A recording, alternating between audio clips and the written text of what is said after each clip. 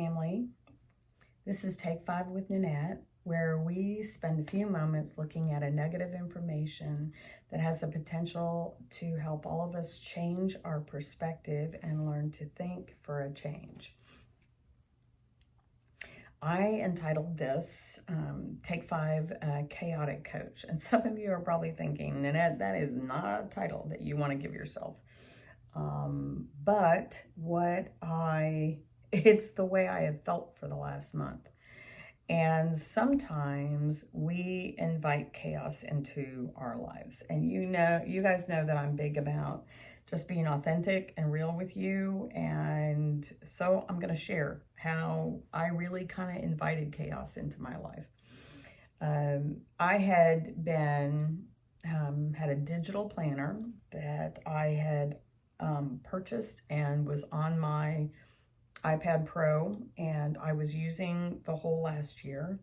Well, it ended at the end of, it actually ended at the end of May, and but my semester ended at the beginning of May, and I basically kind of quit using it because the semester was over. I wanted to give myself a break from planning, break from all that kind of stuff. And so I didn't really use it at the end of the month. And then I moved into June. Guys, I have not known whether I was coming or going up or down. I have only by the grace of God not missed certain appointments that were actually really important. Just not like me at all. And what I realized was I needed to take a break. It was time for me to not have so much going on in my life and so much structure and that kind of stuff. But sometimes we cut out things that we don't even realize are really crucial. They're crucial to our everyday life. My morning routine, even though I give myself a break from it from time to time, my morning routine, the time I get up, what I do, that kind of centers me with the Lord. It centers my day, those things that I do. And I even took a break from that. Well, what I ended up with is finding myself totally out of whack, totally off kilter, trying to get back into a rhythm. We are rhythmic creatures, and we actually have a rhythm to our living. And when we get out of sync with that rhythm, we actually are not productive. We actually work against ourselves. So what I realized was that was happening with me. I was frustrated, and yet I was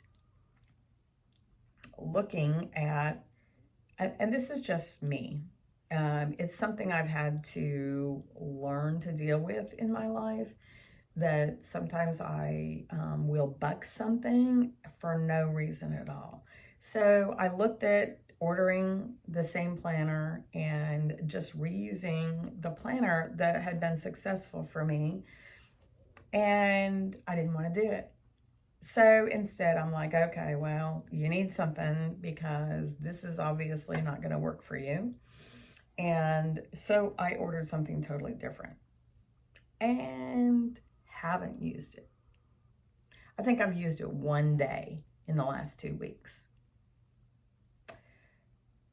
I don't know why I didn't just order the same thing that I'd been using that had been successful for me. Sometimes I also really like variety and fun, and so I like trying something new.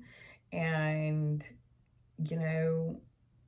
when something works for you and is successful for you, I'm not saying you should never try anything else, but Why change it? Maybe grow in it, but we are creatures of habit, and it takes a while to figure out what really works for you, because just because something works for somebody else doesn't mean it's going to work for you. And I know that you may be sitting here thinking, well, this really isn't a very deep take five with Nanette, but it is a deep take five with Nanette, because I was joking with someone last night, and she goes, "Ooh, the chaotic coach." And I was realizing that's really where I had been, and even my life was just kind of everywhere.